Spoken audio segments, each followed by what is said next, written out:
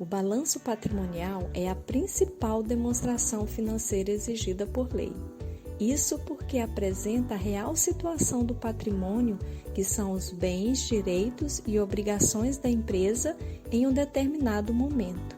Esse momento é normalmente o dia 31 de dezembro de cada ano. O balanço patrimonial é uma demonstração estática, porque representa a situação patrimonial daquele momento. É como se fosse um print da empresa naquele instante, no dia 31 de dezembro, por exemplo. Ela é sintética, porque é sucinta, breve e essencial.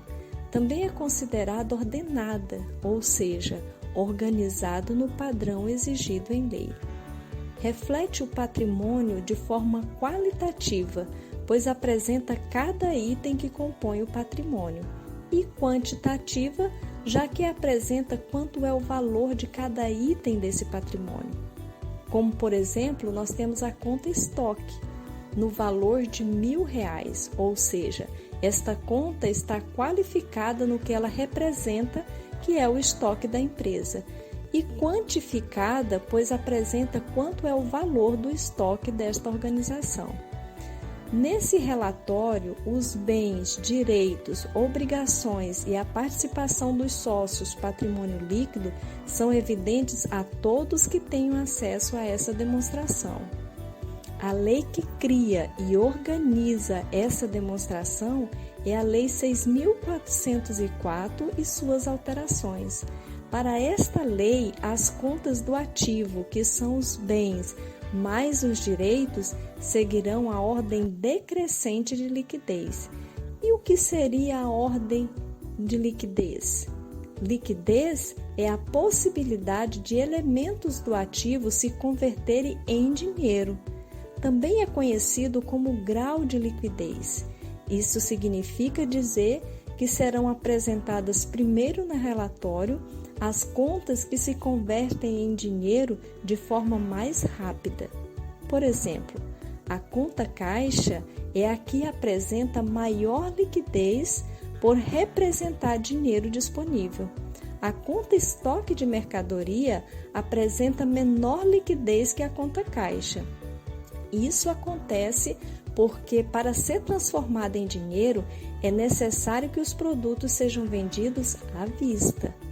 Já no caso do passivo, que são as obrigações, essa demonstração será organizada pelo menor nível de exigibilidade.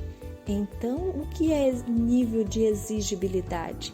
É o prazo dado para que as obrigações sejam pagas, ou seja, menor nível de exigibilidade é o mesmo que menor prazo de pagamento. Exemplo: a conta de energia elétrica com vencimento mensal possui menor nível de exigibilidade do que a conta financiamento com prazo de pagamento em 5 anos. Logo, a conta de energia elétrica deve aparecer primeiro na demonstração financeira. Vamos então entender um pouco mais sobre a estrutura do balanço patrimonial. O balanço patrimonial é constituído por 2 colunas. No lado esquerdo temos o ativo, que são a representação dos bens e os direitos, e no lado direito temos o passivo, que representa as obrigações.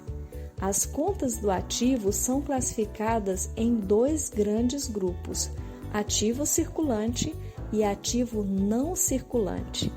No ativo circulante, são classificadas as contas que devem circular rápido e se transformar em dinheiro até o final do exercício seguinte. Exemplos de contas desse grupo é a conta caixa, contas a receber e a conta estoque. Lembrando que a ordem que aparece essas contas no relatório obedece ao grau de liquidez. Por sua vez, no ativo não circulante, são classificadas contas que não estão planejadas para circular rápido, ou seja, não estão programadas para recebimento até o próximo exercício. Alguns exemplos de contas elencadas neste grupo são investimentos em ações, máquinas e equipamentos e veículos. Do outro lado dessa demonstração, temos então o passivo.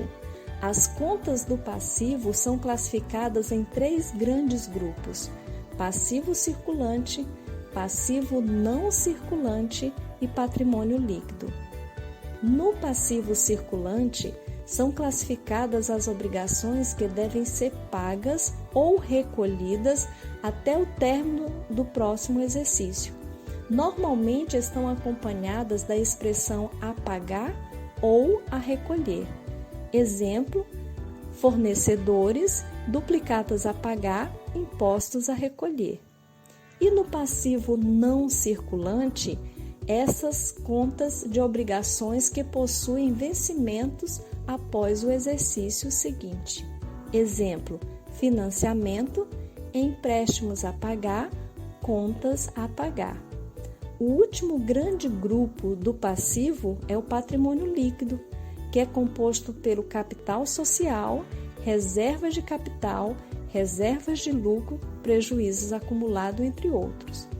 E apesar do patrimônio líquido não ser considerado passivo exigível, está vinculado ao passivo por se tratar de uma dívida da empresa para com seus sócios. Isso mesmo. Passivo circulante e passivo não circulante são obrigações exigíveis, enquanto que o patrimônio líquido são obrigações não exigíveis. É o mesmo que dizer que o passivo circulante e o passivo não circulante são grupos de contas que registram obrigações com terceiros. Já o patrimônio líquido são obrigações da empresa, pessoa jurídica, para com seus proprietários, pessoa física. Como assim? Os terceiros, como os fornecedores, podem exigir os pagamentos das obrigações. Já os sócios não exigem pagamentos, apenas recebem o benefício de ver o seu investimento inicial aumentar. Por fim, esta é a estrutura do balanço patrimonial.